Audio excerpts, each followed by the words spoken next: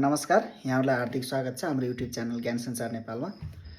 सदा चाहिँ विभिन्न भिडियोजहरू राख्ने सन्दर्भमा मैले आज एउटा महत्त्वपूर्ण टपिकमा चाहिँ तपाईँहरूमाझ एउटा सानो भिडियो सामग्री राख्न गइराखेको छु। आज खास गरी टोटल क्वालिटी म्यानेजमेन्ट, जसलाई हामी TQM पनि भन्छौँ, यो चाहिँ म्यानेजमेन्ट सेक्टरमा निकै नै प्रचलित शब्द हो या अवधारणा हो, कन्सेप्ट हो। यो जुनसुकै म्यानेजमेन्ट फिल्डमा पनि यो अवधारणा लागू हुने गर्दछ। आजको चाहिँ प्रतिस्पर्धात्मक युगमा झन् क्वालिटीको कुरामा चाहिँ निकै सेन्सिटिभ हुनुपर्ने अवस्था छ। खास गरी तपाईँ ब्याङ्किङ तयारी गर्दै हुनुहुन्छ भने यो सबै ब्याङ्कहरू, नेपाल राष्ट्र ब्याङ्क, कृषि विकास ब्याङ्क, राष्ट्रिय वाणिज्य ब्याङ्क, नेपाल ब्याङ्कको अफिसर सहायक लेभलको चाहिँ कोर्समा चाहिँ यो टोटल क्वालिटी म्यानेजमेन्टको कुरा राखेको छ। त्यो बाहेक अन्य कम्पिटिटिभ इक्जाममा पनि TQ को अवधारणा छ नै। त्यसलाई मध्यनजर गरेर मैले सामान्य कन्सेप्ट र टेक्निक अफ टोटल क्वालिटी म्यानेजमेन्टको कुरा गर्दैछु। कस्ता कस्ता टेक्निकहरू छन् त यहाँ, या त यसको कन्सेप्ट के हो, कसरी चाहिँ यो विकास भयो या कसरी आयो भन्ने कुरा छ। टोटल क्वालिटी म्यानेजमेन्ट भन्ने बित्तिकै धेरैलाई चाहिँ यो जापानिज कन्सेप्ट हो भन्ने लाग्छ, जापानबाट यसको विकास भएको भन्ने पनि बुझिन्छ। आज पनि जापानमा चाहिँ तपाईँको क्वालिटीको सन्दर्भमा कुनै पनि कम्प्रोमाइज नगर्ने विश्वव्यापी मान्यता छ। सो यो कन्सेप्ट चाहिँ जापानबाट आएको हो भन्ने नै छ। खास गरी यो 1950 को दशकमा अमेरिकी व्यवस्थापनविद ड्युइङ र स्ट्रिटले चाहिँ अगाडि सारेका हुन्। यो कन्सेप्टको कुरा गर्दाखेरि चाहिँ 1950 मा, पछि यसलाई चाहिँ व्यवस्थापनसँग लिङ्केज गरेर वा म्यानेजमेन्टमा चाहिँ यसलाई चाहिँ जोड्ने काम चाहिँ यो चाहिँ जापानका विद्वान चाहिँ इसिकावा है, इसिकावाले चाहिँ यसलाई व्यवस्थापनसँग लिङ्क गरेर यसले चाहिँ एउटा म्यानेजमेन्टको पार्ट्सका रूपमा चाहिँ विश्वव्यापी मान्यता पायो र यसलाई आज पनि हामी व्यवस्थापनको एउटा महत्त्वपूर्ण अङ्गका रूपमा बुझ्ने गर्दछौँ है। यो खास गरी टोटल क्वालिटी म्यानेजमेन्ट के हो भन्ने कुरा हो। यसले चाहिँ कुनै पनि वस्तु तथा सेवाको चाहिँ गुणस्तर एउटा पक्षको मात्रै गुणस्तर नभएर या नहेरेर समग्र पक्षको चाहिँ गुणस्तर कायम गर्नुपर्ने कुरालाई चाहिँ जोड दिन्छ है। यसमा चाहिँ क्वालिटी दिने सन्दर्भमा कुनै पनि खालको चाहिँ कम्प्रोमाइज गर्नु हुँदैन भन्ने मान्यता यसले राख्दछ। यसमा अब विभिन्न खालका कुराहरू छन्। यसमा दुईटा कन्सेप्ट, मेन चाहिँ दुईटा कन्सेप्ट चाहिँ अगाडि आउँछन्। एउटा चाहिँ म्यानेजमेन्ट बाई प्रिभेन्टेसन भन्छ है, त्यसपछि अर्को चाहिँ correction in the initial stage रे। सुरुमा नै हामीले केही गल्तीहरू छन्, केही चाहिँ खराबीहरू छन् भने त्यसलाई इनिसियल स्टेजमा नै सुधार गरेर अगाडि बढ्नुपर्छ, ताकि गुणस्तरको मामला वा सवालमा चाहिँ हामीले कुनै पनि खालको चाहिँ कम्प्रोमाइज गर्नु हुँदैन भन्ने मान्यता छ है। टोटल क्वालिटी म्यानेजमेन्टको अवधारणामा अर्को एउटा एकदमै प्रचलित अवधारणा हो IPO अवधारणा। भनेको चाहिँ इनपुट, प्रोसेस र आउटपुट, यो तीनवटै चरणमा चाहिँ क्वालिटीको कुरालाई चाहिँ छोड्नु हुँदैन। हामीले इनपुट गर्दाखेरि पनि मेटेरियलहरू इनपुट गर्ने कुरालाई, या त के हो त्यो सेवा हो या वस्तु हो, त्यो कुरालाई चाहिँ इनपुट गर्दाखेरि पनि क्वालिटी कुरालाई हेर्ने, प्रोसेस र आउटपुटको सन्दर्भमा त झन् क्वालिटी नभई नहुने चाहिँ कुरा हो भन्ने कुरा चाहिँ यसले जोड दिएको छ। यो चाहिँ एउटा विश्वव्यापी अवधारणा हो। यसमा 3-4वटा कुराहरू चाहिँ एकदमै हुनुपर्ने या त हुनैपर्ने कुराहरू जोड दिएको छ। यसमा उत्पादनको सुनिश्चितता है, हामीले चाहिँ उत्पादन गर्दै गर्दाखेरि सेवा वा वस्तु के हो त्यसको सुनिश्चितता हुनुपर्छ। अनि अर्को रणनीतिक प्रतिबद्धता भन्छ। रणनीतिक रूपमा चाहिँ हामीले कमिटमेन्ट गर्नुपर्छ, कस्तो सेवा दिने हो या त के खालको चाहिँ वस्तु उत्पादन गरेर हामीले बजारमा पठाउने हो भन्ने कुरा छ। अनि अर्को चाहिँ रणनीतिक कार्यान्वयन छ। हामीले स्ट्राटेजी बनाइसकेपछि त्यसको इम्प्लिमेन्टेसनको कुरालाई पनि जोड्छ। यो 3टा कुरा चाहिँ टोटल क्वालिटी म्यानेजमेन्टमा हुनुपर्ने कुरा छ। मैले के भने, एउटा चाहिँ उत्पादनको सुनिश्चितता, अर्को चाहिँ रणनीतिक प्रतिबद्धता र अर्को चाहिँ रणनीतिक कार्यान्वयन गरेर 3टा कुरालाई चाहिँ यसले चाहिँ जोड दिएको छ है। TQM चाहिँ यो कुरालाई चाहिँ अगाडि जोड दिएको छ। पछि अब यो TQM यसरी विकसित भएर एउटा चाहिँ समग्र क्षेत्रको चाहिँ गुणस्तरीयतालाई चाहिँ ध्यान दिनुपर्छ भनेर यसरी विकास भइसके पछाडि यसलाई अझ व्यवस्थित गर्न, अझ विश्वव्यापी मान्यतामा अगाडि ल्याउनलाई चाहिँ हाम्रो प्रसिद्ध व्यवस्थापनविद होइन, जसलाई रिकी डब्ल्यू ग्रिफिन भनेर भनिन्छ, रिकी डब्ल्यू ग्रिफिनले चाहिँ यसलाई चाहिँ अझ बढी गुणस्तरीय सेवा, उत्पादनको निश्चितता, रणनीतिक प्रतिबद्धता, रणनीतिक कार्यान्वयनका कुराहरूलाई जोड दिँदै यसलाई अझ बढी व्यापक बनाए। उनले अझ एउटा चार्ट पनि प्रस्तुत गरेका छन्। यसमा स्ट्राटेजिक कमिटमेन्टको कुरामा होइन, इम्प्लोइ इम्प्रुभमेन्टको कुरा, मेटेरियलको कुरा, टेक्नोलोजीको कुरा, मेथडको, यो सबै कुराहरू कम्बिनेसन गरेर हामीले चाहिँ क्वालिटी इम्प्रुभमेन्ट गर्नुपर्छ भन्ने कुरालाई चाहिँ जोड दिएका छन्। आज पनि यो आधुनिक व्यवस्थापनको युगमा टिक्यू यामलाई चाहिँ अगाडि ल्याउनको लागि रिक्की डब्लु ग्रिफिनले चाहिँ एकदमै ठुलो चाहिँ भूमिका निर्वाह गरेको बुझिन्छ। अनि अर्को चाहिँ टिक्यू याममा 3टा कुरा छ यसमा है। सी कस्टमर सेटिस्फ्याक्सन 1 नम्बरमा, दोस्रो चाहिँ कल्चर चेन्ज, अर्गनाइजेसनको कस्तो खालको कल्चर छ त, परम्परागत रूपमा आएको कल्चरलाई चेन्ज गरेर क्वालिटी इम्प्रुभमेन्टमा जानुपर्छ भन्ने कुरा है। त्यसपछि अर्को काउन्टिङ, 3टा कुरा, कस्टमर सेटिस्फ्याक्सन, कल्चर चेन्ज र काउन्टिङ चाहिँ टोटल क्वालिटी म्यानेजमेन्टका 3C हुन्। यो 3C लाई पनि एकसाथ लिएर अगाडि बढ्यो भने हामीले चाहेको क्वालिटी एस्योर गर्न सक्छौँ या त क्वालिटी म्यानेजमेन्ट गर्न सक्छौँ भन्ने कुरा चाहिँ जोड दिएको छ। अब आज पनि हामीले व्यवस्थापनको हरेक ठाउँमा हरेक चाहिँ क्षेत्रमा हेऱ्यौँ भने टोटल क्वालिटी म्यानेजमेन्टको कुराहरू, टोटल क्वालिटी म्यानेजमेन्टका कुराहरू आइरहन्छन्, कन्सेप्ट आइरहन्छ। त्यसलाई अझ बढी चाहिँ प्रभावकारी रूपमा अगाडि बढाउन, अझ बढी राम्रो गराउन के गर्नुपर्छ या त कस्ता खालका टुल्सहरूको प्रयोग गर्नुपर्छ भन्ने छ। यसमा चाहिँ टेक्निक अर्थात् टुल्स अफ चाहिँ क्वालिटी म्यानेजमेन्ट भनेको छ।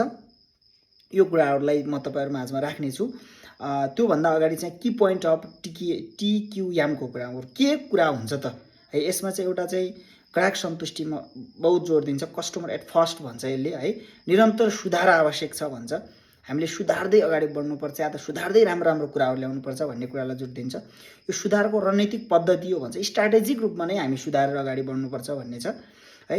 अनि अर्को चाहिँ यस विधिमा यथार्थमा आधारित भएर कार्य सम्पादन गर्नुपर्छ, रियलमा, त्यो काल्पनिक हाइपोथेसिस होइन, यथार्थमा भन्ने कुरा छ। अनि कर्मचारी सशक्तिकरणमा जोड दिने कुरालाई पनि यसले जोड दिएको छ। अनि टिमवर्क, यही सामूहिक कार्यलाई चाहिँ अगाडि बढाउनुपर्छ, अन्यथा हामी क्वालिटी दिन सक्दैनौँ। एउटा व्यक्ति या एकजनाको प्रयासले यो सम्भव हुँदैन भन्ने कुरा चाहिँ जोडेको छ। की पोइन्ट अफ टिक्यू याममा चाहिँ मैले भनेका यी कुराहरू चाहिँ हजुरहरूले याद गर्नुपर्ने हुनसक्छ है। त्यसै गरी अर्को के हो त, टेक्निक अर्थात् tools of total quality management. यो टोटल क्वालिटी म्यानेजमेन्टलाई चाहिँ अझ सारभूत रूपमा व्यवस्थापनमा इम्प्लिमेन्टेसन गर्नको लागि कस्ता खालका टेक्निकहरू, कस्ता खालका टुल्सहरूको चाहिँ उपयोग गर्नुपर्छ त भन्ने कुरा हो है। यसमा चाहिँ 6 सिग्मा भन्ने छ। यो म तपाईँहरूलाई चाहिँ 6 सिग्माको छुट्टै एउटा भिडियोज पनि बनाएर राख्नेछु, के हो त भन्ने कुरा है। एउटा चाहिँ 6 सिग्माज भन्ने छ। यो एकदमै इम्पोर्टेन्ट टोटल क्वालिटी म्यानेजमेन्ट या क्वालिटीको कुरामा चाहिँ आउने एउटा चाहिँ कन्सेप्ट टेक्निक हो। यसको लागि अर्को भिडियोसम्म वेट गर्नु होला। त्यसै अर्को छ बेन्च मार्किङ है। बेन्च मार्किङ एकदमै इम्पोर्टेन्ट। यो भनेको चाहिँ आफ्नो जस्तै सस्ता अरू सस्ताहरू छ भने त्यसलाई तुलना गर्ने, हाम्रोमा के भइरहेको छ र त्यहाँ के भइरहेको छ भन्ने कुरा हो। अनि तुलना गरिसकेपछि क्वालिटी चाहिँ इम्प्रुभमेन्ट गर्ने कुराहरूमा त्यसले एउटा न एउटा आधार प्रदान गर्छ भन्ने कुरा छ। त्यसै गरी जस्ट इन टाइम, समयमै सेवा दिने, एकद्वार नीतिबाट समान सेवा उत्पादन गर्ने वा प्रदान गर्ने, समयमा नै सेवा दिने, टाइम लाउनु हुँदैन भन्ने कुरालाई पनि यसले जोड दिन्छ। क्वालिटीले यहाँ पनि जोडेको छ। अनि स्पिड, आइएसओ, हाई टेक्नोलोजी भन्छ, क्वालिटी नघट्ने गरी यो आइएसओका विभिन्न कन्सेप्टहरू हामीले हेरेका छौँ होइन। गुणस्तर मापनको चाहिँ आइएसओका थुप्रै चाहिँ र्याङ्किङहरू छन्, हामीले ती हेर्ने गरेका छौँ। यसले पनि यहाँ क्वालिटी म्यानेजमेन्टको टेक्निकको रूपमा काम गरेको छ। त्यसपछि अर्को छ 80-20 एनालाइज है। 80-20 एनालाइज, यसलाई चाहिँ प्यारोटो एनालाइसिस पनि भनिन्छ। यो भनेको 20% लागत बढाएर 80% चाहिँ गुणस्तर बढाउने अरे कि। बरु हाम्रो लागत, उत्पादन लागत चाहिँ 20% बढ्दा केही फरक छैन, बढोस्, तर क्वालिटी चाहिँ कति बढ्नु पर्यो, 80% बढ्नु पर्यो भन्ने कन्सेप्ट चाहिँ छ। यो चाहिँ के हो भने 80-20 एनालाइसिस हो है। यो कुरा चाहिँ हजुरहरूले बुझ्नु पर्ला। अर्को चाहिँ कजिज इफेक्टिभ एनालाइसिस भनेको छ। प्रमुख महत्त्व प्राथमिकताका आधारमा के हुन् त प्रमुख महत्त्वहरू, अर्थात् प्राथमिकीकरण गरेर कामहरू अगाडि गर्ने या त सर्भिस डेलिभरी गर्ने या त उत्पादन गर्ने के कुरा हो, त्यो चाहिँ प्राथमिकीकरण गरेर अगाडि बढ्ने भन्ने छ। अनि अर्को आउटसोर्सिङ, तपाईँहरूले धेरैले म्यानेजमेन्ट पढ्नु भएको छ, त्यसमा आउटसोर्सिङको कुरा आउँछ। आउटसोर्सिङ भनेको हामीले बाहिरबाट चाहिँ हामीलाई चाहिएको जनशक्ति आउटसोर्सिङ गर्ने भन्ने छ। अब खास गरी चाहिँ टेक्निकल प्राविधिक धारमा अथवा हामीलाई एउटा विशिष्ट प्रकृतिको चाहिँ सेवा या सर्भिस चाहिएको छ भने त्यस सन्दर्भमा चाहिँ हामीले के गर्ने भनेका छौँ, आउटसोर्सिङ गर्ने।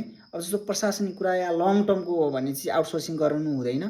स्पेसल चाहिँ हामीले सेवा लिनुपर्छ भने आउटसोर्सिङ गर्नुपर्छ। त्यसले चाहिँ राम्रो सेवा दिन्छ, क्वालिटी चाहिँ इम्प्रुभमेन्टमा त्यसले सहयोग गर्छ भन्ने कुरा छ है। त्यस कारणले आउटसोर्सिङलाई पनि यहाँ जोडिन्छ। त्यसपछि अर्को काइजन भन्छ, निरन्तर सुधार है। क्वालिटीको सन्दर्भमा हामीले आज सुधारेर हाम्रो क्वालिटी सधैँको लागि एकै हुँदैन। मान्छेको इच्छा शक्ति चाहना अहिले चाहिँ कस्टमरका सम्भावनाहरू धेरै चेन्ज भएका छन्। त्यस कारणले गर्दा हामीले निरन्तर सुधार है काइजन भन्छ यो कन्सेप्ट यो टेक्निक हो एउटा क्वालिटी किआमको यो पनि जोड दिनुपर्छ भन्ने कुरा छ है। अनि कस्टमर एट फर्स्ट सधैँ ग्राहक पहिलो ग्राहकलाई पहिलो प्राथमिकता राखेर हामीले सेवा दिनुपर्छ अनि मात्रै हामीले चाहेको क्वालिटी चाहिँ दिन सक्छौँ या इम्प्रुभमेन्ट गर्न सक्छौँ भन्ने कुरा है। Customer at first. त्यो स्ट्राटेजिक कमिटमेन्ट मैले अघि पनि भने स्ट्राटेजिक कमिटमेन्टको कुरा भनेको हामी रणनीतिक रूपमा प्रतिबद्ध हुनुपर्छ। हामीले जे कुरा रणनीतिक रूपमा प्रतिबद्ध गर्ने गरी ल्याएका छौँ त्यसलाई चाहिँ हामीले कुनै पनि हालतमा पुरा गर्नुपर्छ, नत्र भने हामीले चाहेको जस्तो क्वालिटी चाहिँ दिन सक्दैनौँ भन्ने कुरा छ है। अनि अर्को छ पिडिसिए साइक्लिङ प्लानिङको कुराहरू छ। अनि क्वालिटी सर्कल क्वालिटीको चक्र छ है, क्वालिटीको सर्कलको कुरा छ, त्यसलाई पनि यहाँ चाहिँ जोड्ने भन्ने कुरा छ। यी चाहिँ हाम्रा के हुन् भने चाहिँ टेक्निक अर्थात् tools of total quality management है। हजुरहरूले अब यसरी सामान्यतया अब यसको लामो भास्ट कन्सेप्ट छ। यो ओभरअल हामीले उत्पादन गर्ने वस्तु तथा सेवा हामीले जुन सर्भिस डेलिभरीको माध्यमबाट अर्थात् वस्तु बिक्रीको माध्यमबाट बजारमा या कस्टमरसम्म पुर्याउँछौँ त्यो चाहिँ उत्पादन गर्नुभन्दा अगाडिदेखि उत्पादन गरिसके पछाडिसम्म पनि क्वालिटीलाई हामीले निरन्तर रूपमा हेरिराख्नुपर्छ। हाम्रो चाहिँ सर्भिस डेलिभरी भइसकेपछि कस्टमरले त्यो उपभोग गरिसके पछाडि त्यसको फिडब्याक के हो त्यसलाई पनि हामीले हाम्रो क्वालिटीसँग लिङ्केज गर्नुपर्छ भन्ने मान्यता चाहिँ टोटल क्वालिटी म्यानेजमेन्ट हो। यो एउटा प्रयास होइन, यो निरन्तर सुधार हो, निरन्तर प्रयास हो र वस्तु उत्पादन पूर्वदेखि वस्तु बिक्री पश्चातसम्म पनि हामीले हाम्रो क्वालिटीलाई हेरिराख्नुपर्छ, त्यसलाई व्यवस्थित गर्नुपर्छ। हामीले हामी चुक्यौँ कि क्वालिटी दिने सन्दर्भमा भन्ने कुरालाई चाहिँ राख्नुपर्छ भन्ने मान्यता नै यो टोटल क्वालिटी म्यानेजमेन्ट हो। मैले आज तपाईँले लगभग 12 मिनटको भिडियोमा यो कुरा राखेँ। म तपाईँलाई डिटेल टपिक वाइज चाहिँ यसका टुल्सहरू जस्तो यहाँ अब 6 सिग्मा क्वालिटी सर्कल है, यहाँ चाहिँ आउटसोर्सिङ यस्ता कन्सेप्टहरू छन् त्यसको बारेमा छुट्टै भिडियोज राख्नेछु, हेर्नुहोला। मैले लामो समयदेखि चाहिँ हाम्रो म्यानेजमेन्ट फिल्डका फाइनेन्स अकाउन्टिङका भिडियोजहरू राख्ने गर्थेँ। अहिले म ब्याङ्किङ सेक्टरको या त एज अ लक्ष्य तयारी गरिराख्नुभएका विद्यार्थी साथीहरूको लागि चाहिँ यस्तै खालका केही भिडियोजहरू राख्ने गर्छु। तपाईँहरूले हेर्नुहोला, प्रतिक्रिया दिनुहोला र तपाईँले पनि हामीलाई हाम्रो क्वालिटी सुधार गर्नका लागि के गर्न सकिन्छ सल्लाह सुझाव दिनुहोला भन्दै आजको यस भिडियोबाट म तेज कुमार डाङ्गी बिदा हुन चाहन्छु। हवस् त, नमस्कार, धन्यवाद।